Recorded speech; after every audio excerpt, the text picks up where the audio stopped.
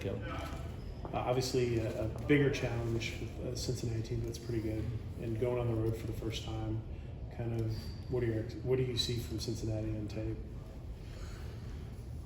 Not to sound or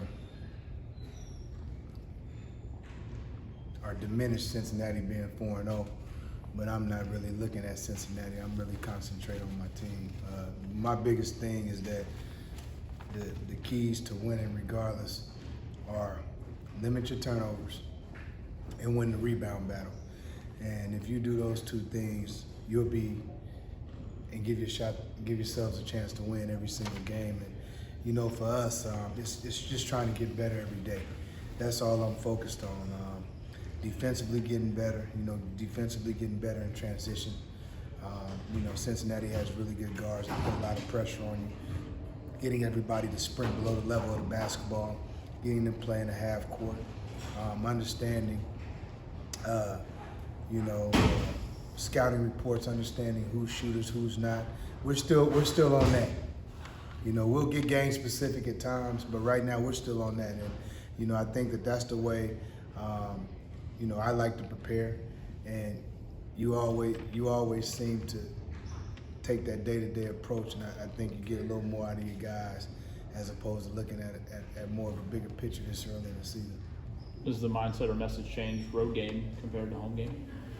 It does change a little bit, only from the standpoint of you got to know when and when not to. One thing that has bothered me a little bit, and we've been talking about it, is having a chance to to keep pushing your leads in games. So we've had an opportunity against UMass Lowell. We were up 7. They got a high-low when we deny elbow catches. We had opportunities when we played Howard. Even though we won the game, we had opportunities to turn it up, and we did things that you cannot do if you want to win basketball games, especially on the road. So the attention to detail part is really big for me. What does it look like when we're up 4 in the first half, if we're up 6 in the first half, if we're down 6 in the first half, if we're down 10, if we're down 15, and my message is that it's still one possession, one game at a time, and it's next play mentality, whether it's a turnover or not. If it's a live ball turnover on the road, it's gonna kill you. Wanna know why? It ignites the crowd. I'd rather us throw the ball in the 30th row so we can set our defense. Yeah. So that for me, those are things that I look at each and every day. And as we go on the road, the mentality of if we feel like we gave one up at home, you got to find a way to get one back. And so it'll pose a challenge playing against a good Cincinnati team, but we're gonna go in there all cards on deck and see what happens. Do you do anything maybe to get Miles going earlier in the game? It seems like he's gotten a little bit of a slow start for him in terms of his three-point shooting, just overall shooting. Is there something maybe to get him going? Well, I'm a little different in how I think about basketball. Miles is a guy. It doesn't matter if he starts slow or starts fast. It's a matter of how he's getting his points, and I think Miles has to be more efficient. And so, what does that mean? Taking one dribble too much. Instead of taking 3, take 2, so you can pull up for your short jumper. Shoot wide open shots. Be able to make the play, make the pass. Instead of maybe taking 2 extra shots, get 2 extra assists. So you got to be a little bit more efficient in this game. There's times where he's jogging when he should be running, and he's running when he should be jogging. Sometimes you got to work efficiently in this game, and I think it's a lot of wasted energy that Miles is having on the floor. And that's some of the things that we've talked about.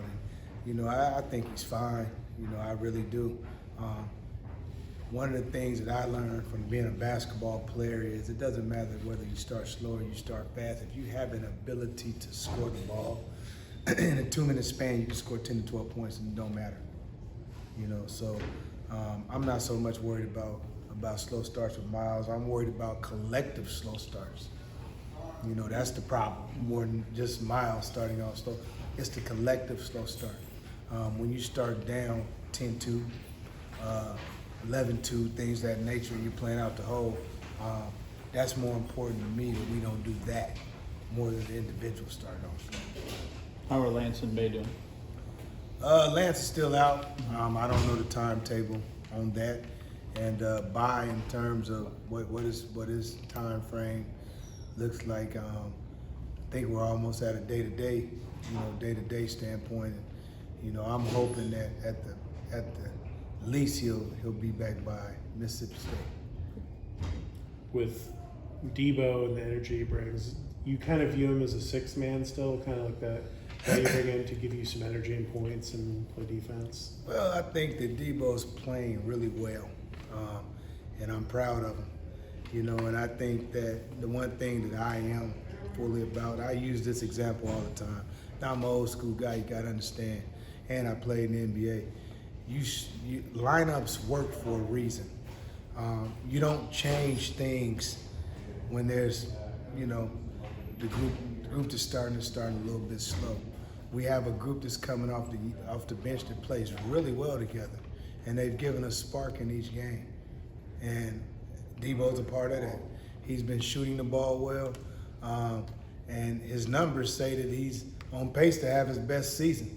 And so, without me looking, I think Debo is playing harder. I think he's playing smarter. And I think, although he probably wants to start, I'm not going to say he doesn't want to start. I love what he brings for us coming off the bench right now. He's just like he's like a sixth starter to me, but he's done a great job, and I look forward to him continuing to do that. Anything else? I guess just with your road thing, how much time do you put into thinking about how you organize everything, what a road game is like? I'm sure it's different than maybe what they've done in the past and all that, and kind of going through the first process of a road game as a coach. A road game is a road game. I mean, nothing changes. I like the road personally. I think you can focus a little more. There's a lot less going on. The distractions are different, and I think that you get a chance to bond as a team. So, I actually like going on the road. My experiences of being on the road, both as a player and a coach, I think that you get better as time goes on. Because I think that you cherish those times together, and it's a time to bring everybody together when you walk in that gym and have one common goal. One other thing I thought about, I don't think we've talked to you since the signing period, and just kind of talk about your putting together the first part of your first class here, is having been here for a little bit of time now. I like Jaden and Cole a lot. I think Jaden is a downhill guy. He does a really good job getting downhill, creating contact, finishing through contact. I think he'll be really good on the ball defensively for us. Really big guard, strong guard. So, I think he checks a box of what we need here. And Cole, I think Cole will be really good for us. He has length. He has the size. He needs to get stronger, but he can finish with both hands. I love his ability to block shots. I love his ability as a big to change ends of the floor. So I'm looking forward to having him on board as well. Thanks, Coach. All right. Appreciate you. Yep.